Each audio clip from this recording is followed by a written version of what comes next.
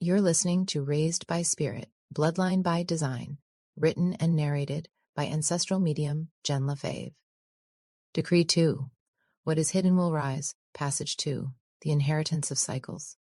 As her mother stood at the crossroads, her world narrowed into two paths, one toward surgery and the other toward incarceration. She chose the operating table, a decision she could have made years earlier, one that held far more possibility for true recovery than doctors ever led her to believe. Still, the weight of a 3-year prison sentence compared to surgery were two starkly different consequences. The contrast was so extreme, it left Jenn and her sister with quiet suspicions about their father's influence in shaping the choices before her. In the aftermath of surgery, during the months of recovery, she turned back to her faith. Yet the faith she knew was a doctrine built from control, submission, and obedience. As time passed, Jenn watched her mother slip further into her father's teachings of devotion, as destiny aligned another opportunity to rise or remain in shadow. In late November, about a year after her mother's surgery, the family received a phone call from their relatives down south. Jenn picked up, but before a single word was spoken, she knew. "No," she whispered. Then came the quiet reply, "Grandma's passed away," the words shifting the world she knew in a single moment. With heavy hearts, Jenn, her sister, and their mother traveled back to the south to lay Maggie to rest. When the day arrived, the sorrow was too deep to name, yet one moment remained vivid. As Maggie was carried to her final resting place, the town stilled, parting in quiet reverence as if every soul felt the weight of her departure. But once the service ended, the weight of sorrow refused to lift. Within the walls of Maggie's house, the same house that shaped Jenn's childhood, grief and tension filled the space. Voices sharpened, hands gestured, resentment simmered beneath their words while the family fractured, directing their grief into arguments over Maggie's belongings. Jenn and her sister sat in the chaos, watching the fracture unfold around them. Jenn shook her head, frustration tightening in her chest. "Why is everyone so focused on the items?" she mumbled to her sister, her voice barely cutting through the noise. Her sister exhaled sharply, arms crossed. "I don't know. It's like they think owning her things will make the loss easier." Jenn's eyes drifted to the empty chair in the corner, the one Maggie always sat in. "None of this matters," she whispered. "The only thing that matters is that she's gone." But Maggie's choice had already been woven into the thread of destiny. She had entrusted Jenn's mother with power of attorney, granting her full inheritance and the responsibility to distribute Maggie's belongings as she saw fit, valued more for their sentiment than their worth. According to Maggie's attorney, leaving the remaining siblings a single dollar was a legal safeguard, ensuring they couldn't contest her wishes. Yet Maggie had not done this out of spite. She had not withheld more than $1 from her other children out of greed, but out of love. It wasn't about the money, it was about who was entrusted with it. Maggie knew that living up north placed Jenn's mother in a position where all delegations would be made with a sense of fairness. But her fairness wasn't enough at the time. On the evening before their return home, Jenn withdrew from the rising voices in the kitchen, letting their frustrations slip away as she quietly stepped into Maggie's bedroom, a refuge untouched by the chaos beyond its door. She sank onto Maggie's bed, the same one that had held her through childhood, its familiar presence flooding her memories like water crashing against the shore. In that breath between memory and reality, Cora stepped forward, her presence familiar to Jenn in the way she always arrived, sudden and certain. Her attention drifted to the dresser where Maggie's worn leather Bible rested, acknowledging it with the kind of reverence reserved for something sacred. Cora turned toward her, steady and sure. "Take this to your mother," she said. "Why?" Jenn asked quietly. "Your grandmother placed the truth in these pages, the truth as you were shown." Christmas Eve, 1958. A flash of remembrance moved through Jenn, childhood dreams flooding back all at once. Jenn reached for her suitcase, the raised voices from the kitchen no longer relevant. She lifted the Bible from the dresser with deliberate care, aware she was holding more than passages bound by leather. She wrapped it between her clothes for safe travel, then closed the suitcase with the finality of sealing something sacred. When they returned home, she placed the Bible in her mother's hands and said, "This belongs with you." For the first time in a long time, her mother's eyes softened, not with sorrow, but with something resembling peace. Her loss had not been undone, nor had her past been rewritten. But in that quiet exchange, truth found a doorway to rise. And Jenn felt the truth awaken a memory she'd long forgotten.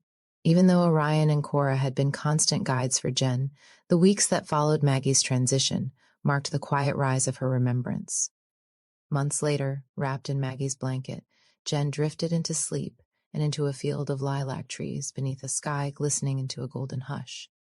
Maggie immediately emerged from the distance, radiant and strong, her presence carrying the unmistakable grace of one untouched by death.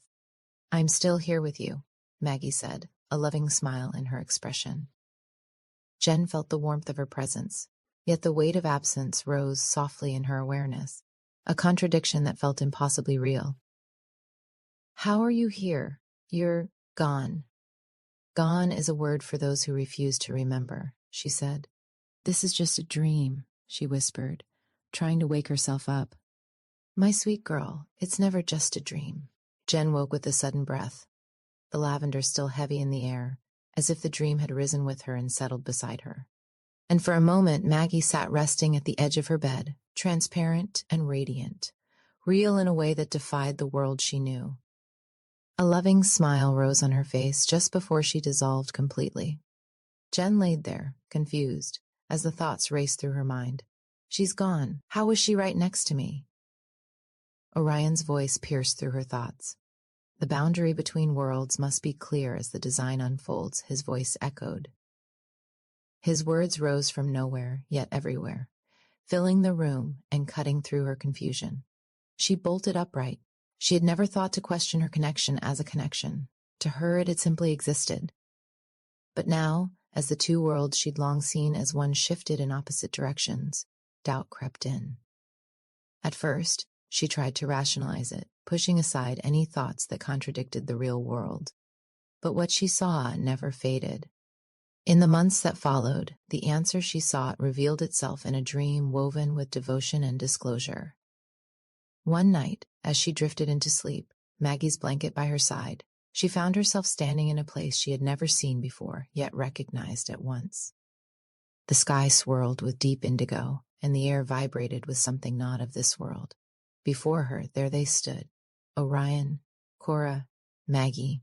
Maggie spoke first, her voice carrying the wisdom of ages. "You're ready now," she said. "To understand," Orion followed. "To see the illusions that shadows cast," Cora finished. Their voices united, profound and resonant, as if spoken from the first breath of creation. She felt something open within her, a quiet remembering, as though her soul had turned to face its own origin. Orion stepped forward again. "I am the one who guides the path you walk, even when you think your steps falter. Before your breath was formed, I knew your name. Before your story began, I held its purpose. I do not waver. I do not depart. I am the keeper of the design written in your journey. Nothing and no one enters your experience without my permission." His voice settled into her like a vow spoken long before language was born. "My wisdom is not instruction. It's revelation. It rises only when the hour arrives." Cora stepped forward next, her presence cutting through the dream like a blade forged in the fires of the ancestors. "My wisdom is the voice of the elders, the certainty of the chief who doesn't bow to falsehood. I do not bend. I do not soften. I do not offer comfort, only truth. I guard the knowing that lives within you. When deception rises, I rise higher. When doubt speaks, I silence it. My voice is your voice, the one that remembers what the world tries to make you forget." Jenn felt every instinctive knowing she had ever dismissed rise like embers catching flame. Orion and Cora stepped back as Maggie moved forward again, her words certain, like a memory returning from long ago. "I held the flame," Maggie said. "My mother Cora, she showed you. Remember?" She paused, her expression shaped by a depth that felt both profound and eternal. "And Richard, he showed you the ember, remember?" Jenn went still, the truth settled around her. "I have always been part of your journey, both in the flesh and here," Maggie continued. "I walked beside you before you knew my name. I loved you before you understood the shape of love, And now I am here to teach you what couldn't be taught in the flesh. Jenn felt the words settle into the untouched chambers of her awareness, awakening something ancient within her. And in time, Maggie said, you will remember everything. The dream began to dissolve, the landscape around her vanishing, and within the disappearance she heard Orion's voice emerge. Remember, when the moment comes, when you stand before the flame of truth, I will be there, as I always have been, as I always will be. She woke abruptly with a force that pulled her back into her body, as if the dream itself had released her with intention. The moment she opened her eyes, the confusion that once clouded her mind dissolved. Each word rose within her like a truth resurfacing from the depths of memory. In the months that followed, Maggie's presence remained, whispering through her dreams with consistency. As the years passed, her presence only grew stronger. Dreams became visions that bled into daylight. Words began to flow through Jenn's hands in waves, messages pouring onto paper without conscious control. It was as though Maggie had opened a channel into her daily life, one that refused to wait for sleep to reveal itself. Once that took root, Maggie revealed another passage, one where the knowing rose from remembrance rather than interpretation. One night, as she drifted into sleep, the world around her thinned. Maggie's presence rose through the dream, rising from the ground beneath her. Shadows of ancient mountains lifted themselves in the distance, as a drumbeat echoed through the landscape. Maggie walked ahead of her. Come, sweet girl, Maggie said. This is where our cards were born. Ancestors stirred in the shadows at the edges of her vision as she followed, watching with patient eyes, their faces familiar, as if once loved. Maggie stopped as they approached a circle of stones. In the center lay a deck of playing cards, but here they were ancient, carved from wood and bone, etched with symbols that glowed in the flames. This is the place where stories became guidance, the place where we passed down truth in a world that tried to erase it. Jenn knelt beside them, reaching to pick them up. The moment her fingers brushed the top one, a rush of memories surged through her, a recognition so deep it felt like her soul exhaled. When you wake, you will know what to do, she said. Jenn woke with a quiet curiosity about what she'd been shown, but before her thoughts could form, her mother stepped into the doorway of her bedroom, keys in hand. I'm heading to the store. Do you need anything? Jenn sat up immediately. Yeah, actually, I need a deck of playing cards for a project at school, she said. I'll pick some up, her mother replied, already turning to leave. In the months that followed, Maggie guided her through each card, unlocking a remembrance beyond their meaning, gathering the sacred channel of communion they once used, veiled in the simple disguise of a game. As Jenn grew in that area of remembering, Maggie and Cora began steering her toward a truth woven into a far grander design. What they revealed wasn't a single insight, but the long-held weight she had been carrying in her body. Burdens that had lived with her so quietly, she never recognized their presence. Jenn wasn't merely receptive to the energy around her. She absorbed it. She drew in what others shed without thought, the feelings they refused to face, the shadows they cast. None of which belonged to her, yet she carried it as if it did. Somehow their noise grew so loud that she began to mistake it for her own. Food became both a comfort and a shield, and by 13 she carried 240 pounds of that weight. Her mother couldn't name it, couldn't see the truth beneath the surface, but Maggie and Cora could. For 3 years they guided her, not to correct her or mold her into something else, but to help her understand the heaviness she had taken on and the consequences that can unfold if ignored. One night, as Jenn reached for another plate, she wasn't hungry. She was shielding. Maggie spoke first. Food is meant to nourish, not to shield, Cora's voice followed. Listen to your body, not the illusions of comfort. On another occasion, as she moved through the kitchen filled with emotions that were not her own, Cora guided her toward the forgotten glass jars in the cupboards. Chamomile for the nerves, mint for clarity, sage for breath. And on days when the weight of the world pushed too heavily upon her, Maggie would guide her outside. Barefoot in the grass, Maggie's voice rang clear. Ground yourself. Let it flow downward, through your feet, into the earth. Bit by bit, Jenn learned to reclaim her energetic sovereignty, to read the currents around her, to protect her own field, and to recognize what belonged to her and what didn't. She came to understand that imbalance is not always loud. It can reveal itself through the food we crave, the tension we hold, the discomfort we mistake for our own. And in those moments, we forget how deeply connected we are to those around us. With each passing day, she stepped further into independence, carving a path towards self-education beyond indoctrination, aligning herself with the wisdom that had been guiding her. By the end of that third year, Jenn shed 100 pounds, a transformation impossible to ignore. At school, she stepped out from the long shadow of insecurity and years of teasing, no longer the quiet girl who faded into the background. The same girls who once teased her now looked away, unsettled by the shift in her presence. Students whispered, unable to understand how such a profound change had happened so quickly. But when they could no longer ridicule her weight, they found something new to fixate on, creating a different scrutiny, but scrutiny nonetheless. And just as before, Jenn felt its weight. At the time, she lived in a well-off neighborhood where tree-lined streets framed elegant homes, and the hum of quiet privilege was loud enough to mask the problems this community worked so carefully to conceal behind its manicured illusion. Her boyfriend came from a city worn thin by struggle, where cracked sidewalks told stories and streetlights flickered like warnings. Throughout their relationship, Maggie and Cora continued their layered guidance. But this time, Jenn couldn't see it as clearly. The relationship had blurred the edges, softening the urgency of their guidance. It became harder to recognize the energetic imbalance, not because she was absorbing it, but because now she was entangled with it. Cora's voice would cut through moments, sharp with truth, piercing through his lies as they were being told. "You see it, don't you?" Her tone carried no softness. "His pain doesn't excuse his manipulation. Look past the illusion, past the version of him he wants you to believe." Maggie's voice would follow with quiet steadiness, yet no less urgent. "His words do not match his actions, nor the energy behind them. We are not asking you to doubt love. We are asking you to see this for what it is." Despite their guidance, by mid-sophomore year, she was a week late. The realization washed over her, amplifying every excuse she had made for him and magnifying the guidance she had continually ignored.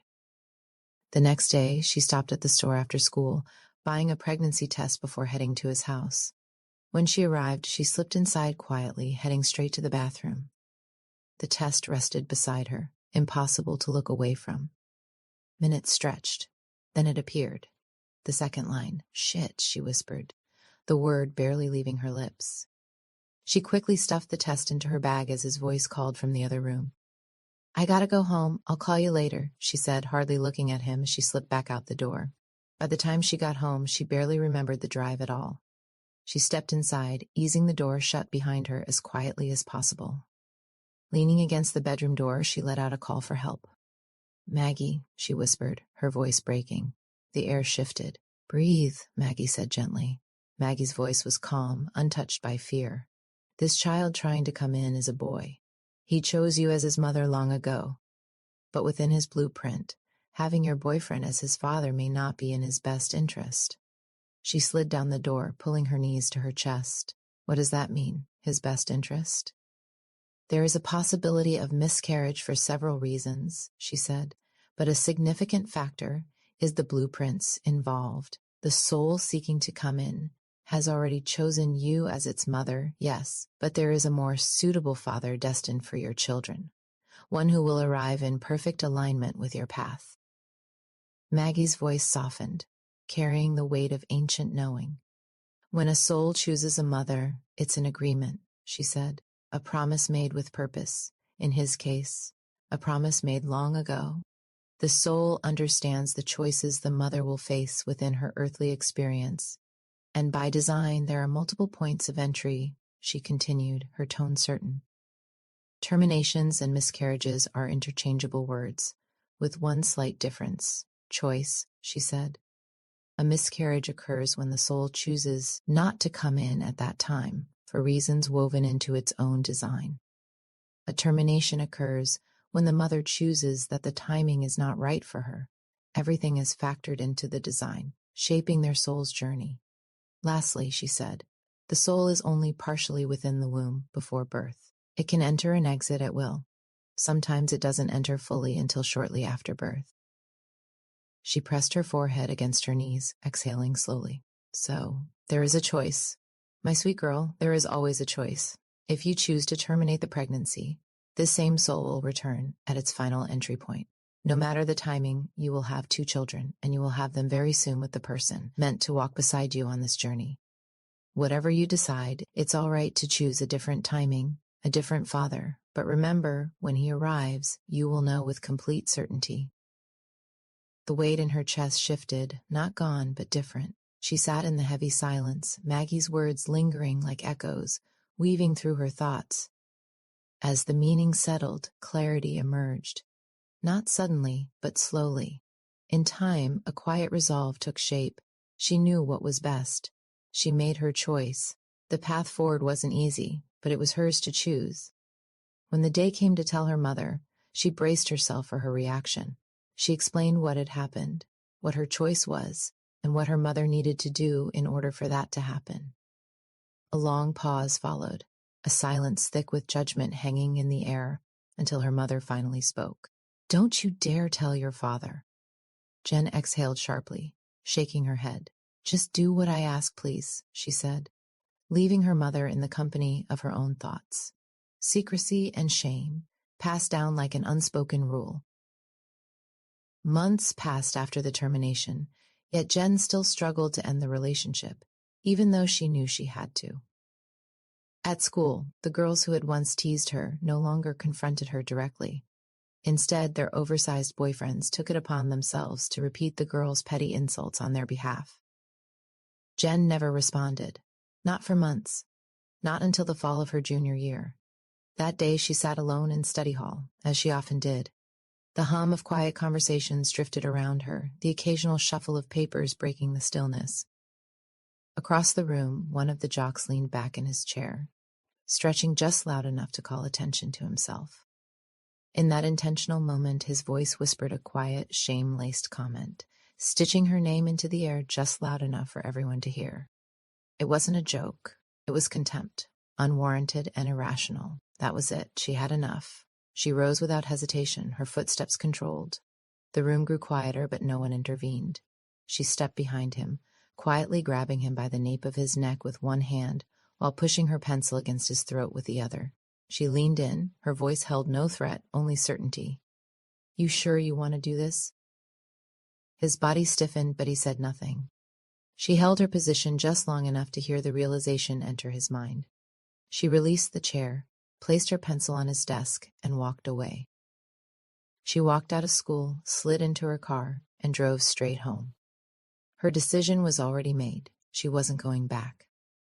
When she stepped through the door, her mother barely looked up, but Jenn didn't wait for an invitation. "You have a choice," she said. "Sign me up for my GED, or find me another school, but I'm telling you right now, it's in everyone's best interest that I don't go back to that school." Her mother blinked, lips parting as if to protest. But Jenn made no room for negotiation, and her mother knew it. The days slipped by as her mother searched for other options. Eventually, she found an alternative school willing to accept new students mid-year and arranged a tour. When she arrived for the tour, she still hadn't decided whether this was where she belonged or if getting her GED would be the better path. She expected rigid structure, another institution weighed down by outdated expectations. But as she moved through the halls, watching students interact, their energy struck her. It was raw, unfiltered, unapologetically real. No one was hiding behind a polished illusion. Not the students, not the staff. There was no forced politeness, no discipline masquerading as connection. Instead, there was honesty. Voices unrestrained, laughter unguarded, conversations free of pretense. Jenn decided to give the school a chance, to try and graduate. That choice changed everything. For the first time, she excelled. Straight A's, perfect attendance, a reality she had never known before. But despite her academic success, she wasn't following through with breaking off her relationship. She was still dating the same guy, a liar and a cheater, a con artist who could spin a story so convincingly that even he began to believe it. And now, in her senior year, she started seeing someone else, a second guy from her alternative school. With him, there were no games and no manipulation, only laughter and conversation. No expectations, no pressure, just simplicity. But their differences ran deeper than personality, differences her mother refused to leave unspoken. God made people different for a reason, her mother would say. It's unnatural to cross those lines. The Bible warns against it. She met her mother's accusations without hesitation. The Bible also teaches acceptance, not division. We're all God's children, are we not? She had never accepted false teachings before. She wasn't about to start now. She didn't choose this path out of rebellion against her mother's beliefs. The truth was, part of her wanted to force the inevitable, to push her boyfriend toward ending things first. She was avoiding, mirroring what she had been taught. In the blur of her senior year, Jenn was rarely home, stopping by only to eat and sleep before heading back out again. Between school, work, and time with friends, her days were full, leaving little room for anything else. But when she needed a place to truly be herself, she went to her sister's house, the one space where she felt understood. Her sister balanced the roles of nurturer and confidant with ease, offering guidance without judgment and creating a refuge where Jenn could breathe, reflect, and find comfort. One evening, as she lounged on the couch for the weekend, two unfamiliar guys walked through the door. The first moved with a type of confidence that bordered on arrogance, dulling his appeal instantly. But the second, Jenn barely had words. The moment she saw him, the universe shifted. This wasn't attraction, it was certainty. "I'm going to have his baby," Jenn joked to her sister as he walked through the door, laughing without a second thought. But it wasn't just a joke. It was the very prophecy Maggie foretold. From the moment Jenn laid eyes on him, he became her singular focus. Nothing else existed. No one else mattered. With her sister's approval and a quiet determination anchoring her, Jenn brought her sister into her plan. Together, they wove quiet, intentional chances for Jenn to cross paths with him, setting the stage for what she wanted most. His name was Rich, and he was everything she had imagined him to be. He stood tall, with dark hair and eyes that held their own kind of fire.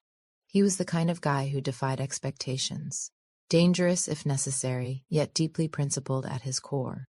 His qualities echoed those of her father, and like her father, he carried a presence entirely his own. Even though she had been navigating two relationships, now neither of them mattered. She and the guy from her alternative school slipped out of each other's lives, but continued their friendship. The other guy, in contrast, refused to accept the boundaries she'd set. He clung to control, desperate to keep her tethered to him. When manipulation failed, he turned to threats, never seeing how powerless they were. He even tried to dictate where she could and couldn't go, blind to the fact that he'd never had that authority. He was losing ground with every attempt, though he remained the only one who couldn't see it. After school one day, she settled onto his couch again, a place she used only to delay returning home. The silence between them felt thick, her boundaries already set. Then her phone rang. It was her sister. "Hey," she answered. "Rich is coming over tonight," she said. "If you head out now, you should get here in time." "Okay, cool. I'm on my way," she replied, keeping her voice even. "Where are you going?" he asked. Jenn glanced at him, a look that said everything. "My sister's," she said, grabbing her keys, already stepping toward the door. His tone sharpened, edged with panic. "Why? To see Rich?" She didn't hesitate. "I already told you what was happening here. It's not changing," she said, her voice calm and solid. Excuses poured out faster than he could piece them together. He grasped at anything, pulling guilt, flinging excuses, standing in front of the car with desperation wielded like a weapon, convinced that if he pushed hard enough, she'd cave. She didn't argue. "If you have that much of a problem with it, get in the car and see for yourself," she said. And then he actually did. She couldn't believe he slithered into the car. Even with her disbelief, she refused to acknowledge him, didn't offer a single glance of recognition. But she still heard it. His frantic reasoning twisting through his mind, attempts to justify, to rationalize, to rewrite the inevitable. She laughed quietly under her breath as he began to realize he was completely out of weaponry. The drive stretched ahead, 45 minutes of his erratic thoughts threading beneath the silence. In the stillness of her own thoughts, she wondered, is this really how he wanted it to go down? Cora's voice rose to answer. When someone builds their life on lies, each deception becomes a brick, stacked carefully, convinced it will stand strong forever. Illusion is fragile, no matter how confidently it's shaped. Eventually, every tower built on falsehood collapses under its own weight, scattering the deception until it dissolves into nothingness. And this was that moment. As the tires slowed against the pavement of her sister's driveway, he arrived at his final destination. The moment Jenn stepped inside, her eyes found Rich's, and the pull between them was instant. Undeniable. It didn't matter who else was there. It didn't matter who was watching. And now he saw it with his own eyes. She wasn't subtle. She didn't give a damn. If he needed the truth spelled out in bold, unmistakable letters, here it was. Jenn wasn't the first to stand at this crossroad.